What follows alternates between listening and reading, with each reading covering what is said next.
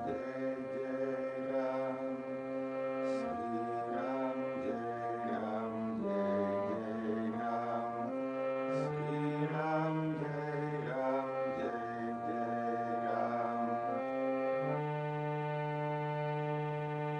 Jai Jai Ram, Sri Ram, Jai Ram, Jai Jai Ram, Sri Ram, Jai Ram, Jai Jai Ram,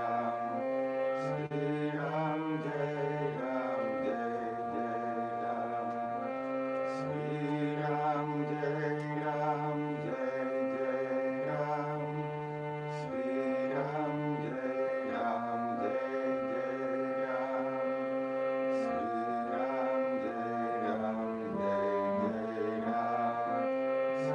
Ram, Jai Ram, Jai Jai Ram, Sri Ram, Jai Ram, Jai Jai Ram, Sri Ram, Jai Ram, Jai Jai Ram, Sri Ram,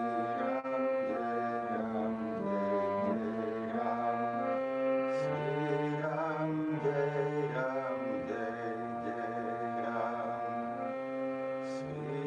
Ram, Sri Ram, Jai Ram, Jai Jai Ram, Sri Ram, Jai Ram, Jai Jai Ram, Sri Ram, Jai Ram, Jai Jai Ram, Sri Ram, Jai Ram, Jai Jai Ram, Sri Ram, Jai Ram, Jai Jai Ram, Sri Ram, Jai Ram, Jai Jai Ram.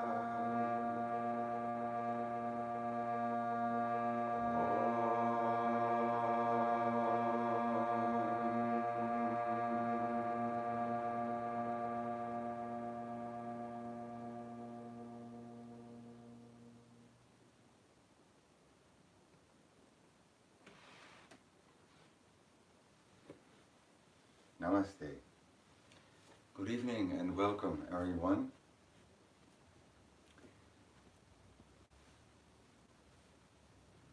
Tonight is the last episode of the Ramayana and I have mixed emotions. Also because it is not an easy last part to tell. Last time we saw that Sita had been found in Lanka and Rama and the monkeys, the Vanara army, had defeated Ravana. So Sita had gone also through the trial of fire, and now the Celestials told Rama to return immediately to Ayodhya, for the 14 years were drawing to a close and Bharata was waiting for his arrival with great eagerness.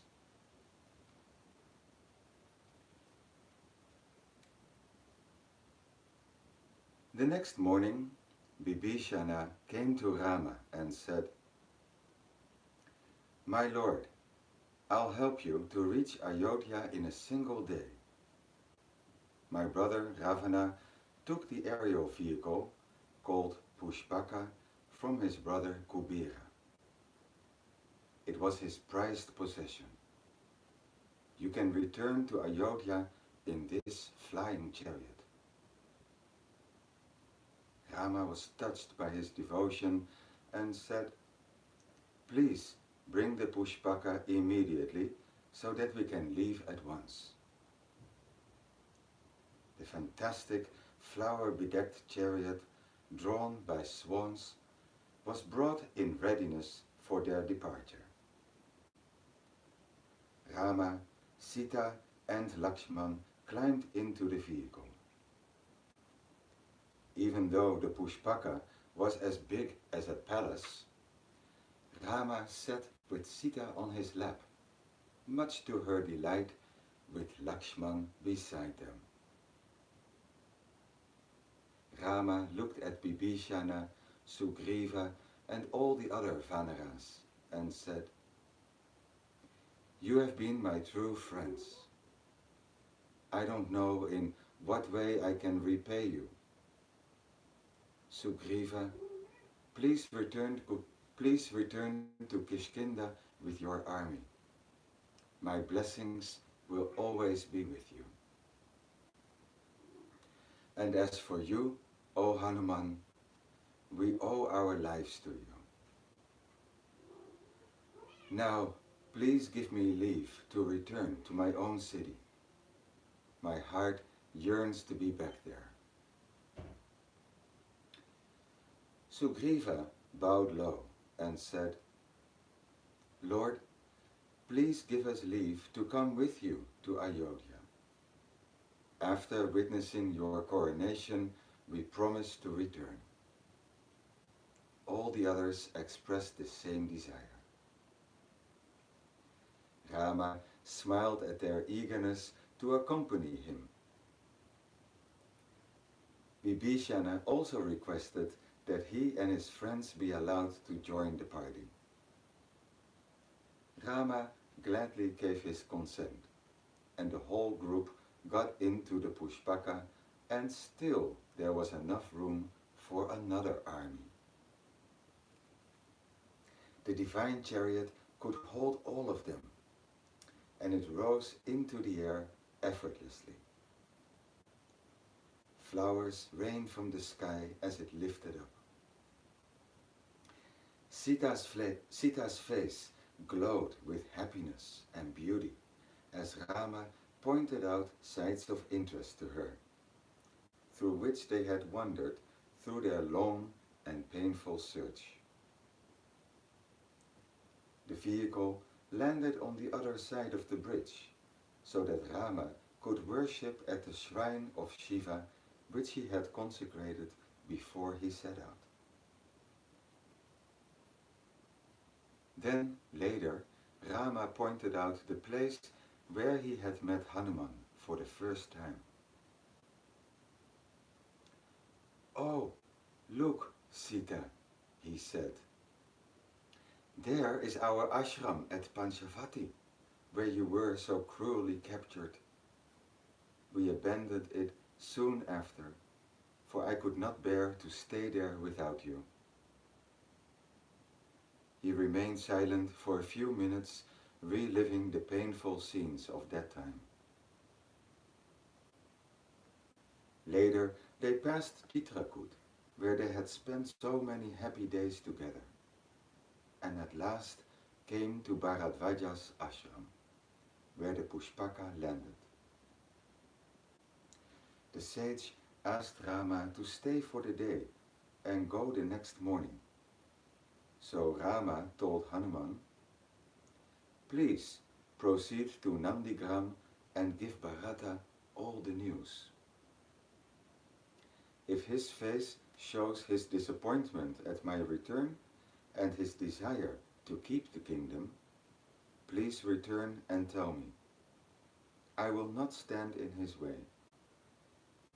Even the best of men may be tempted by riches, sometime or other. Hanuman flew to Nandigram, where Bharata was living. Bharata had never paid any attention to his body for 14 years. He had undertaken to guard the kingdom till his brother returned, and he seemed to be keeping alive only for that purpose. He looked like a Brahma Rishi, sitting with eyes half closed in deep meditation. Hanuman approached with all humility, for he realized that he was in the presence of a truly superior human being, one who had conquered his senses and had no desire for worldly possessions. Hanuman said, O Prince, I bring you tidings of your brother Rama. He has sent me in advance to tell you that he will be arriving very soon here, along with Lakshman and Sita. For 14 years, Bharata had been waiting for this moment, and when he got the news, He embraced Hanuman and said, I don't know who you are, but you have brought me the happiest news I could ever hear, and so you are my best friend. Many, many years ago, my beloved brother went away to the forest, and all these years I have been waiting only for this moment. Tell me how I should reward you. Hanuman's eyes filled with tears to see such devotion. He thought it was he thought he was the one who loved Rama more than anyone else. But now it appeared that there were many who had the same adoration for Rama. Hanuman gave Bharata all the details of Rama's life since he had left. At last he said, he has come to the ashram of sage Bharadvaj and will be reaching here tomorrow. Bharata made haste to prepare for Rama's arrival. The city of Ayodhya, which had been like a dead city all these years, suddenly blossomed to life. Sounds of laughter and rejoicing floated in the air. The whole city waited in anticipation for the arrival of her rightful lord. The royal path leading from Nandigram to the city was decorated with auspicious patterns, traced with colored powder and sprinkled with rosewater. Just then, the Pushpaka reached Nandigram. The vehicle landed gently and the brothers rushed towards each other. They had been parted for 14 years and the reunion was tender. Bharata took the sandals, which had been the virtual rulers of the state, and placed them lovingly on his brother's holy feet, saying, I give you back the kingdom which was given to me to look after. Today my mother's name has been cleared. Please allow us to conduct the coronation which should have been taken place 14 years ago. Rama agreed, and all the brothers shaved off their matted locks and had a ceremonial bath and dressed themselves properly. Vasishtha made Rama sit on the jeweled throne with Sita at his side. All the great sages poured waters brought from all the sacred rivers and the seas in golden pots and poured it over Rama's head, to the accompaniment of sacred Vedic chants. Shatrughna held the beautiful white umbrella over his head, while Sugriva and Bibhishana stood on either side and waved the royal fans. There was joy and beauty everywhere. Rama gave Sita the precious pearl necklace sent by Indra. He presented all the Vanaras with many items. Only Hanuman was left out.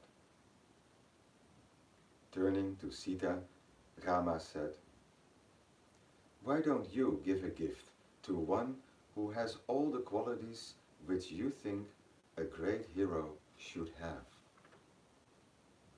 Look around and present your necklace to such a one. Sita took out the precious necklace of pearls which Rama had given her, and, without hesitation, she gave it to Hanuman. He looked at it carefully, and smelled it, and bit it, and scratched it, and put it to his nose and his ears. Then he threw it off as being a worthless gift. Sita was amazed at this monkey-like behavior on the part of one whom she loved so much and who had done so much for her. She asked him to explain this act of his, and he replied, "To me, the only thing worthy of respect is the name of Rama. If something does not have it, I feel it is worthless." I looked at the necklace to see if his name was written anywhere. Then I smelled it, and I bit it to see if it contained anything of his inside. But there was nothing. This is only an ordinary pearl necklace, and what use is such a thing to a monkey? My lady, please forgive me for not wearing it.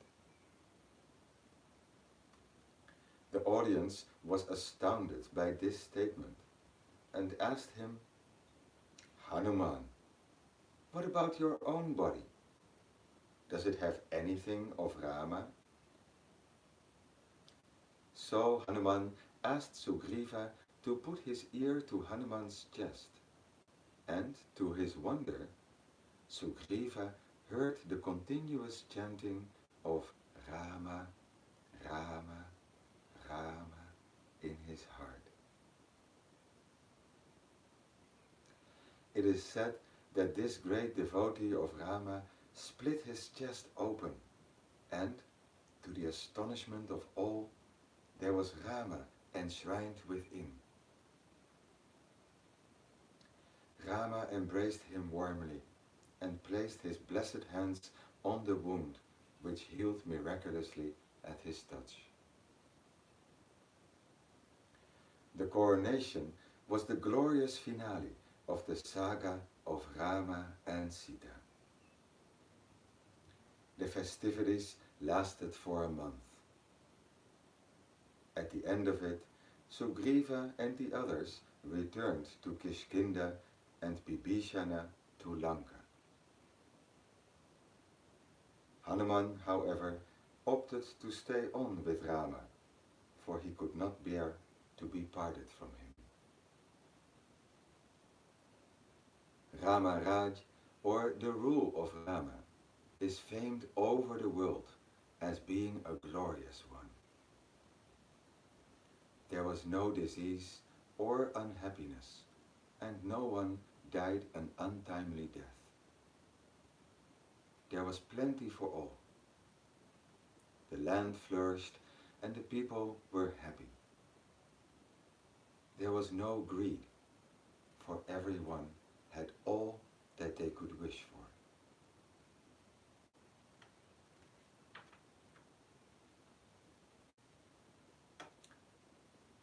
And now we enter Book 7, Uttara Kanda, the aftermath, the best book it is called. For some, the story of Rama ends with his reunion with Sita and the coronation of Rama as king of Ayodhya. Yet there is one more episode, contained in the 7th book of the Ramayana. It doesn't make easy telling, but without it, the story is incomplete.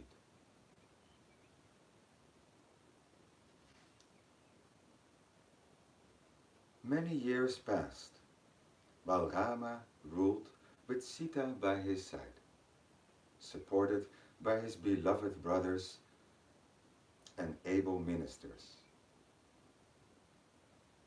There was an Ashoka grove attached to their palace, which was even more beautiful than the one in Lanka. After finishing his day's work, Rama would often walk in these gardens with his adorable queen.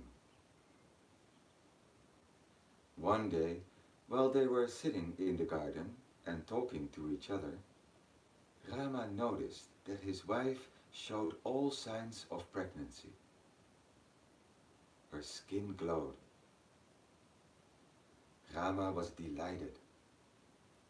He embraced his wife with great love and said, "My darling, I see that you are with child. This is the only thing which we lack in our lives. How radiant you look. Tell me, my dear, how can I make you even happier? Is there some wish of yours which is still to be fulfilled? Ask for anything, and it shall be yours." Sita turned her beautiful eyes to him and said, "Do you remember the forest near Chitrakoot where we used to wander hand in hand? Do you remember the sages and the peace of their ashrams? I have a great desire to go and visit them once again and eat the wild fruits and roots and drink the pure water of the Ganga and perhaps even stay there for a day or two." Rama looked adoringly at his beloved wife. There was nothing he could deny her. If anything, his love for her had increased with the passing years. He had never felt the desire to take another wife, as kings used to do. Sita was the most charming woman he had ever known, and he desired none other. Holding her hands in his, he looked deep into her eyes and said, "O Sita, my beloved wife, you shall certainly go there if that is what you wish. In fact, I will send you there tomorrow." Having given his promise, Rama left Sita and went to the courtyard to talk with his friends. He turned to his friend Bhadra and asked, "Tell me, what do the people say about me and Sita and my brothers?" Kings are always a focus of criticism for the common folk. Bhadra said, "People speak only good about you. Sometimes they discuss the events of past years when you achieved the impossible by killing the demon king Ravana and rescuing the princess." "What else do they say, Bhadra? Tell me all. Why do you avert your face? Is there something which you feel should not be reported to me? Have no fear. I want to know the good and the bad. No king can afford to ignore what people say of him, so tell me." In a low tone, Bhadra said, "They also remark that your conduct with regard to your wife is shameful. How could the king have accepted a woman who had been kept on Ravana's lap and who had lived in his palace for so many months?" Rama's whole face changed when he heard this slanderous accusation against him and his immaculate wife. He couldn't speak a word. He felt like a tree which had been struck by lightning. He felt as if his whole body were on fire. His face was pale and his eyes had a glazed look as he turned to face his brothers. Then Rama spoke in a voice which was drained of all emotion. "O Lakshman, you are a witness to the fact that I refused to take Sita back after the war, until her purity was proven in the ordeal by fire. Yet, these people now talk as if I have committed a crime. My heart is breaking, and I am drowning in sorrow. Yet, my duty as a king is clear before me. The first duty of a king is to his people, and not to himself. Sita is dearer to me than life itself, but I have no choice but to abandon her for the sake of my people. Lakshman, take her away in the chariot and leave her on the other side of the Ganga, near the Tamasa river, where we stayed a long time ago. Just this morning she asked me to take her there. Let her have her wish. She will suspect nothing.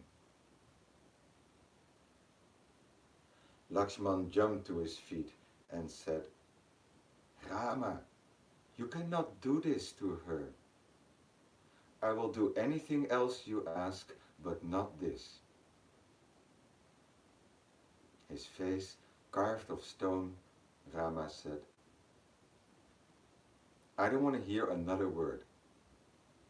Go, go, Lakshman, leave her in a secluded spot on the banks of the Tamas river, close to some of the ashrams, and then return immediately. Do not wait to talk to her. Don't try to explain anything. Let her think the worst of me, or else she will die of a broken heart. Don't look at me so accusingly. Take her away this very instant, O Lakshman. If I see her even once, I am doomed. I will be unable to carry out my own command. So go now. Go before my heart fails me, before emotion weakens my resolve. Why do you hesitate? It is I, the king of the country, who is commanding you. His brothers could not speak a word. Lakshman cursed his luck for having been chosen to carry out this terrible command. His eyes brimming with tears, Rama stumbled out of the room. He spent the night in the garden, keeping a lonely vigil with the stars. If he went to his room and took his beloved in his arms, he knew that he would never be able to let her go. Moxie is dreaming. If Rama went to his room and took his beloved in his arms, he knew that he would never be able to let her go. Who knew what bitter thoughts passed through his mind? But he was firm in his resolve. Dharma was his God, and to Dharma he was prepared to sacrifice his beloved queen and his unborn child. Sita slept alone that night. Like a child, she was excited at the thought of the treat in store for her on the morrow. Some of the happiest moments of her life had been spent in the forest with her loving husband. She had already tied up a small bundle of gifts for the ashram, and she was ready to go when Lakshman arrived. Without looking at her, he said in a voice drained of emotion, "The king, your husband, has commanded me to fulfill your desire to visit the Ganga and the ashrams of the sages." are you ready to leave? Sita was delighted and happily accompanied him to the waiting chariot. He was a grim escort when they set out in the pearly mist of the morn.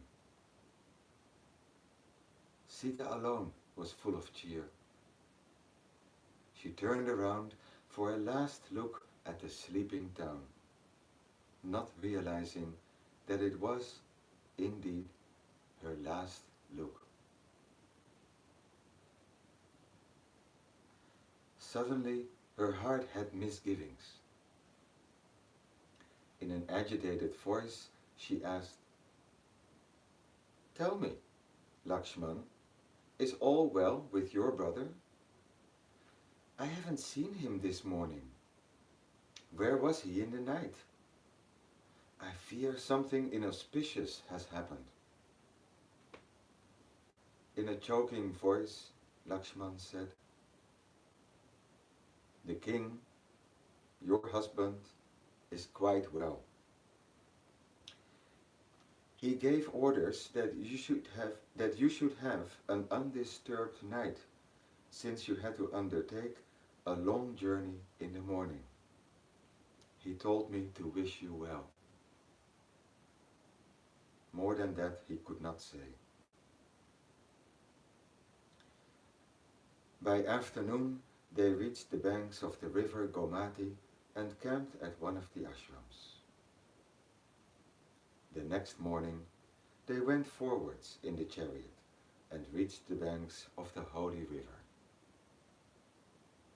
Here Lakshman could not contain himself longer and broke down and wept like a child.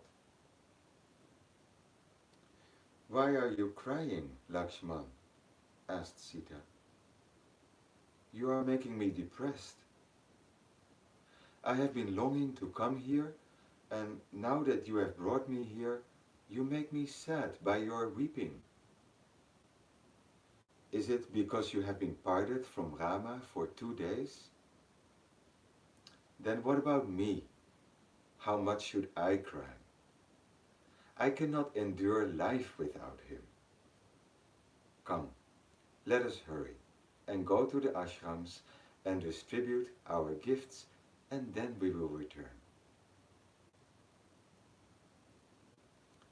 Wiping his eyes, Lakshman brought a boat and escorted Sita to the opposite bank. He then fell at her feet and sobbed. Sita was really disturbed at the sight. "Tell me, Lakshman, what is the matter? Has something happened to my dear husband?" Till the end, her one thought was for him, who was her all. Eyes full of tears, Lakshman looked at her. "My noble queen, forgive me for what I have to do. Rama has entrusted me with the task of abandoning you here. Better for me to have died rather than carry out this command of his." Sita bent down and gently lifted him up. "What is it, Lakshman?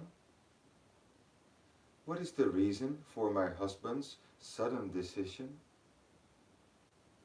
She could not believe that she was hearing right. "Rumors are afloat everywhere, my lady, about you and him. He forbade me to tell you anything. All I can say is that his heart broke when he heard the accusations against you. But he is the king.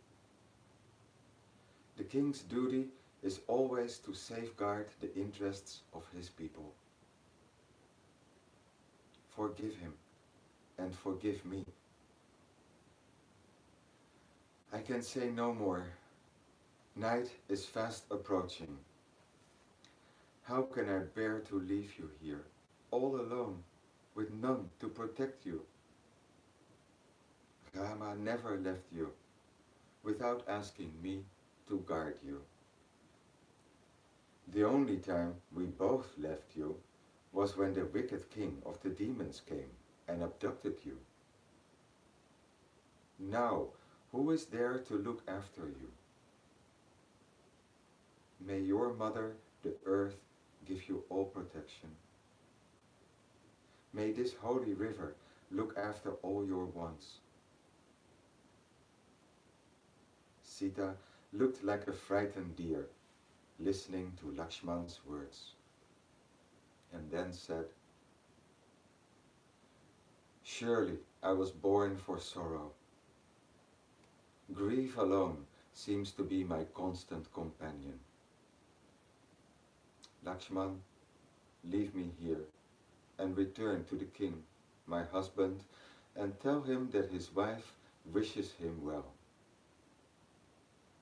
May he find eternal fame by following the Dharma of a king. Farewell, Lakshman. I hold nothing against you." Lakshman fell at her feet once more. He could not speak a word. Slowly he backed his way to the boat and was ferried to the other shore. He turned back for a last look and saw Sita lying on the ground, weeping as if her heart would break. Sita lifted her head and saw the chariot disappearing in the distance. The Ganga flowed smoothly on, as if to comfort her in her agony. She wondered what it would feel like to have the waves close over her head. But then she felt the life within her move, and she knew that she couldn't take the easy way out.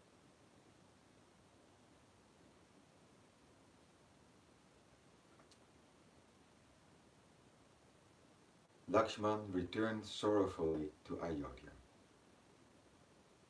When he entered his brother's chamber, he found Rama sitting with his head in his hands. Lakshman said, "O king, I have carried out your orders and left your faultless wife on the other side of the Ganga. I hope you are satisfied. Why do you look so unhappy? Having made your decision, you should be happy and pleased that it has been successfully accomplished. You know full well that no relationship is permanent. What grows has to decay. What flowers has to fade. And what rises, fall. Meeting and parting are both part of the game of life. We are born only to die. So why grieve?" Still, Rama said not a word. The country rejoiced that the stain on the honorable name of its ruler had been removed. But for Rama, there was no joy in life anymore. Both he and Sita suffered the agonizing pangs of separation to the end of their lives. But the country flourished, and the rule of Rama, Rama Raj, is remembered to this day. It is an era in which the very laws of nature bowed to the will of this saintly man who was prepared to sacrifice his own happiness for the sake of others, for the sake of Dharma. Contrary to the custom of the age, Rama never married again, though the pressure on him to do so was great. He never looked at another woman again.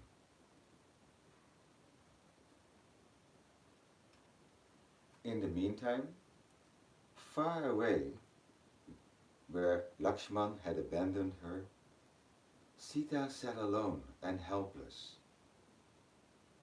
She didn't know what she should do. Just then, some of the young brahmacharis from Valmiki's ashram saw her and ran to tell the sage. Valmiki returned with the boys and respectfully requested Sita to accompany him to his ashram.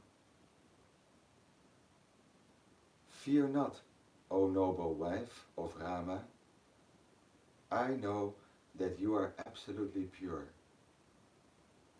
Come with me to my ashram. Sita followed him gratefully and lived a life of great austerity and tapas till the time came for the birth of her child. She gave birth to twins. When the news was brought to Valmiki, his heart filled with joy. He picked a handful of kusa grass, which is used in all rituals. With the tips of the grass, he stroked the first child and said, "He will be known as Kusha." With the ends, he stroked the second baby and said, "He will be known as Lava." He blessed them with all happiness and prosperity. It was at this time that he began his immortal composition, known as the Ramayana. As soon as the children could learn to talk, he started to teach them to recite the poem. By the time they were 12 years old, he had finished the poem and they could sing it with ease.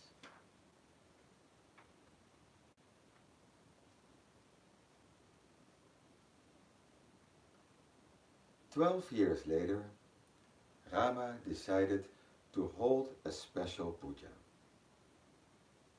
He called Lakshman and asked him to invite all the sages. The sages were delighted, but they told him that it would not be proper to conduct such a puja without his wife by his side. They urged him to marry again. Rama refused. The cruel world had parted him from his beloved wife, and he was determined never to take another. Eventually, he agreed to make a golden figure of Sita and keep it beside him while conducting the rituals. Sage Valmiki also came with Lava and Kusha. He told them to go and sing 20 cantos of the beautiful poem called the Ramayana before the king himself. The children did as they were told and sang 20 cantos before the royal audience. People were spellbound by the sight of these two hermit boys who sang so sweetly. They also remarked on their resemblance to Rama. He had looked exactly like them so many years ago when he went to the forest, with hair in matted locks. Rama was enchanted with the boys and told Lakshman to give them 20,000 gold coins and expensive clothes, but the boys refused and said that hermit boys who lived on fruits and roots had no necessity for such things, just as they had been told to do so by their guru. Rama was astonished and asked them, "Who composed this poem, and how many cantos are there in it?" The boys replied, Sage Valmiki is the composer of this wonderful poem, which recounts the doings of your majesty. It has 24,000 verses and 6 kandas. The seventh, or Uttara Kanda, is now going on. We will recite the whole poem in its entirety to you, with your permission. So be it, said the king. For many days, Rama and his brothers, as well as everyone gathered, heard the whole story of Rama. By the end of it, Rama realized that these boys were his own sons, the children of Sita. All the emotions which he had contained for so many years now surged forward, and his heart was choked with love for his wife, whom he had abandoned so cruelly 12 years ago. He could no longer suppress his feelings. The day that he banished her, he had enshrined her in his heart and thrown away the key. But these young boys, who looked like him and smiled like her, had broken open the door of his heart.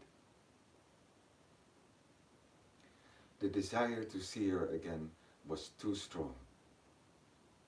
Surely, the fates would not deny him this final bid for happiness.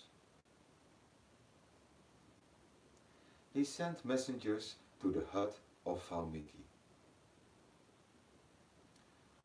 Go immediately to the sage Valmiki and request him to bring the mother of these boys to me, for I feel very sure that she is none other than my wife Sita.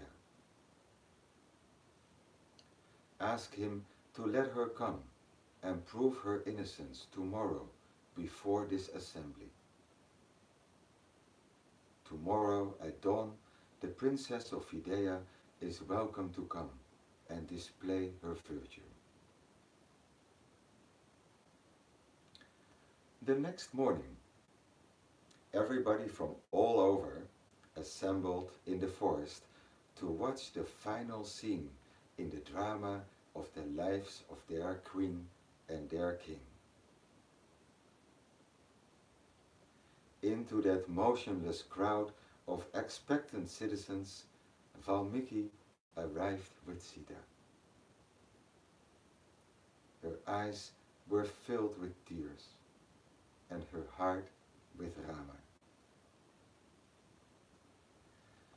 At the sight of her, looking so divinely beautiful, yet so sad, the crowd set up a cheer of welcome. They, who had been so eager to send her away, now appeared equally eager to take her back.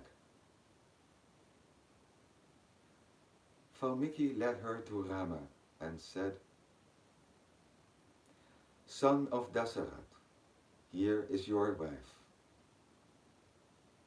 12 years ago, you abandoned her in front of my ashram. Though you loved her and knew her to be innocent, you punished her to satisfy your people. Now she is here to prove her innocence for the second time. So be it, said Rama. Sita proved her innocence once before in Lanka, and I accepted her. But still the people whispered, and I was forced to send her away, to uphold my dharma as a king. I hereby acknowledge Lava and Kusha as my own sons, and will accept Sita too as my wife, if she proves her innocence once more in front of the people of Ayodhya, as she did long ago. As he said this, Rama allowed himself the pleasure of gazing at his lovely wife once again. He stretched out his hands towards her. Without thinking, she put her delicate palms into his. As their hands and eyes locked in a mutual embrace, they felt as if they were drowning in the ocean of love. They held infinity in their hands and eternity in their eyes. A ring of spectators had formed around them, but Sita and Rama stood alone within the circle, gazing at each other as if they could not bear to look away. Time stopped, and they beheld heaven in their eyes. And their whole life passed like a dream in front of their interlocked gaze. At last, Sita broke the silence and whispered, "My lord, do I have your permission to make a public avowal of my purity?" Rama nodded. Sita, the daughter of the earth, stepped into the center of the circle. She bowed before her mother earth and said, "O Madhavi, goddess of the earth, beloved mother, if you know that I have never loved any man but Rama, and never thought of any man other than my husband, even for a moment, then please open your arms wide and accept your daughter, for I can no longer bear to live. Grief alone has been my lot in life, and now, I long for the comfort of your arms." Hardly had she finished speaking when the earth split open with a shudder, and out of it arose a beautiful flower throne, on which was seated the goddess of the earth. She opened her arms wide, and Sita ran into them, and was made to sit beside her on the throne of flowers. In front of the astonished audience, the earth gaped open once more, and the throne, carrying Sita and her mother, slowly descended into the bowels of the earth. As the gap closed over their heads, the earth shuddered and the wind moaned, and the crowd came out of their mesmerized state. As she disappeared from sight, Rama woke up from the grip of terror which was holding him, and started to weep uncontrollably. He ran to the spot where she had disappeared, and cried out loud, "O Janaki! O Sita! My beloved! Why have you deserted me, just when I thought I could have you back? Once you were taken away by the wicked Ravana, but I brought you back, and then I was forced to send you away again. At that time, I was able to bear the parting only because I knew that you were alive and being looked after somewhere. But now I cannot bear to live, when I know I cannot see you any more. I fear I am being punished for my cruel act in having banished you. O goddess of the earth, return my beloved to me at once. I have suffered enough, or else open your arms once again and accept me also."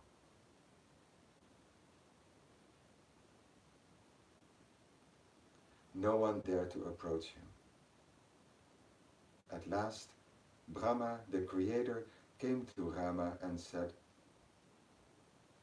Rama, remember who you are. Let me remind you of your divinity. Sita will be reunited with you in heaven, for she is none other than Lakshmi. Do not grieve, but take delight in your children and listen to the rest of the tale of your life, which they will recite at dawn tomorrow. It is a beautiful poem of a life which was ruled by Dharma alone. You should be the first to hear it, for it is about you, O Rama. Rama led his two sons to the hut of the sage Valmiki and spent the night there, grieving for Sita. The boys too were plunged in sorrow at the loss of their mother, and Valmiki had the unhappy task of comforting all three of them. It is only to be expected that a poem which began with the bereavement of the female bird should end with the bereavement of the human couple. At that time, when he had watched the male bird shot down, Valmiki had felt as if he had been pierced by the same fatal shot. How much more did he feel now when he saw the tortured king bemoaning his loss over and over again throughout the long and lonely hours of the endless night. The next day, Rama asked the children to chant the last portion of the epic. He then distributed wealth to all those assembled there. Rama returned to Ayodhya and spent the rest of his life a lonely ascetic. Without Sita, life had no meaning for him. The kingdom prospered. Rama and Sita had paid for this glory with their unceasing tears. They suffered so that the rest of the country could rejoice, blossom, and flourish. Never once did the citizens think that the price of their prosperity was the sacrifice of their queen. Their land was watered with her tears, their happiness bought with her sorrow.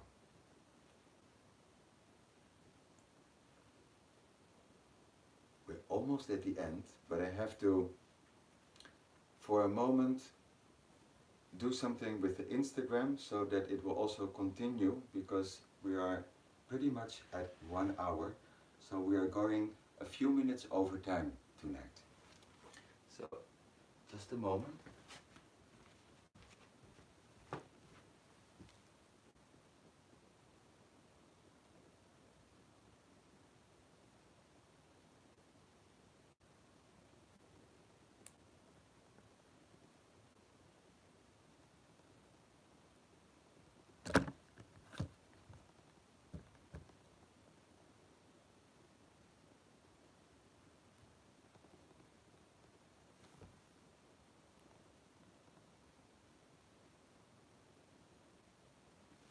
Okay, and we should be back on, also on Instagram.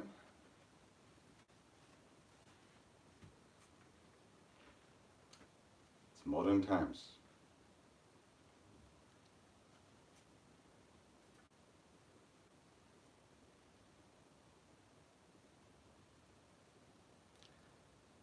Rama carried on his duties for the rest of his life with his usual charm, and showed a pleasant and happy face to all. Lakshman alone knew that inside he was burning with regret at what he had done to his queen, and waiting for the day when he could join her in heaven. Thus, many years flew by. At last, one day, Kala, the time spirit, came to the palace of Ayodhya in the form of an old Brahmin. Rama was waiting for him. He had been waiting for thousands of years. Lakshman brought him in and Rama placed him on a golden seat. He asked him what he wanted. "Listen, O king," said the spirit of time. "Your time on this earth is over. You have accomplished all that you have set out to do.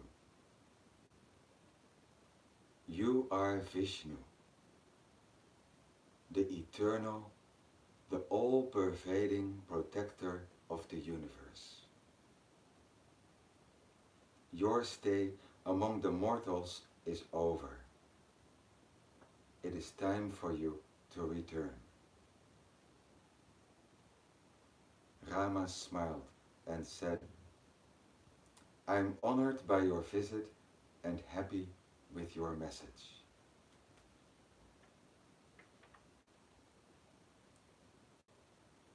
Everything passes. Everything perishes. Nothing will remain. Time is all-powerful.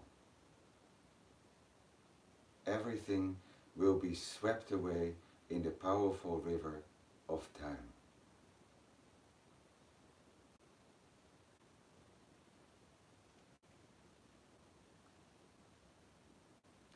He had always known that life was only a dream, a drama in which he had been called upon to play this part. He had come to the end of his lines. The curtain was going up for the final scene, and he had already been given his cue to depart. He called his priests and ministers and announced his decision to them. Then, turning to Hanuman, he said, "Live long, O noble Hanuman. Wherever my story is told, wherever the name of Rama is mentioned, you will be there to hear it. This story will be told as long as the sun and the moon shine, as long as people remain on this earth, and as long as you are there to hear it."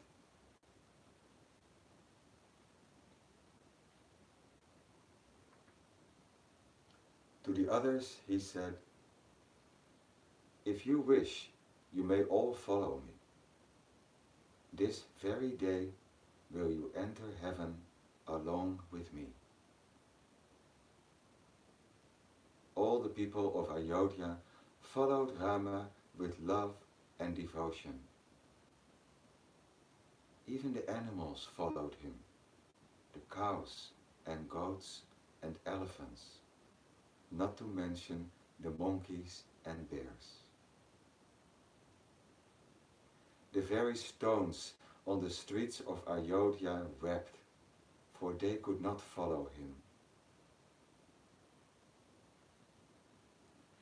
The whole party came to the waters of the river Sarayu. Rama walked into the icy, cold waters accompanied by all the rest. The waters closed over their heads. Brahma spoke, gracious Vishnu, be pleased to return to your abode. Thou art the soul of all, indestructible and eternal. Be pleased to give up this form of Maya and resume your Swarup. Out of the waters rose the incredible beautiful form of Lord Vishnu, holding the discus, conch, mace and lotus in his hands. All the others who had decided to join him also came out of the waters, and all rose up to the heavens. With the ascension of Rama to his heavenly abode, the 24,000 verses were complete. Back in the deserted city of Ayodhya, Lava and Kusha sang the final verses of the song to an unseen audience.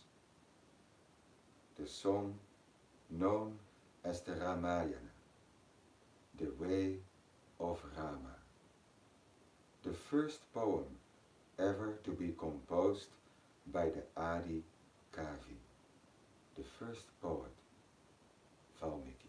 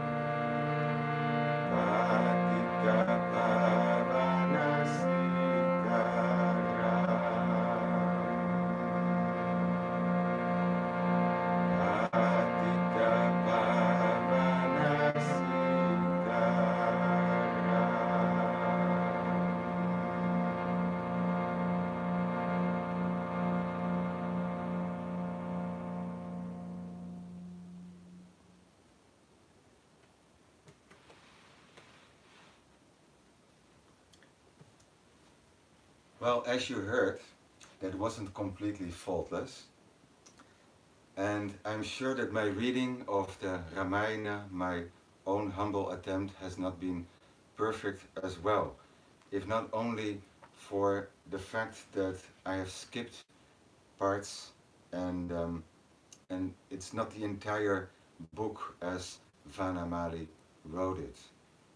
So I can really recommend that you also get this for yourself, the Song of Rama or Rama Lila by the author Vanamali.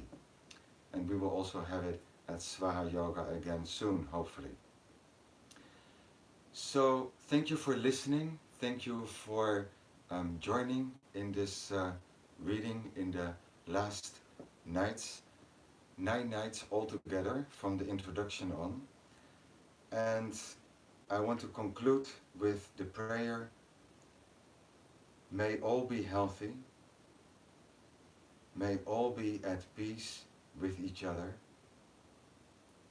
may all be fulfilled, may all be auspicious, let all be happy, let all be free from pain,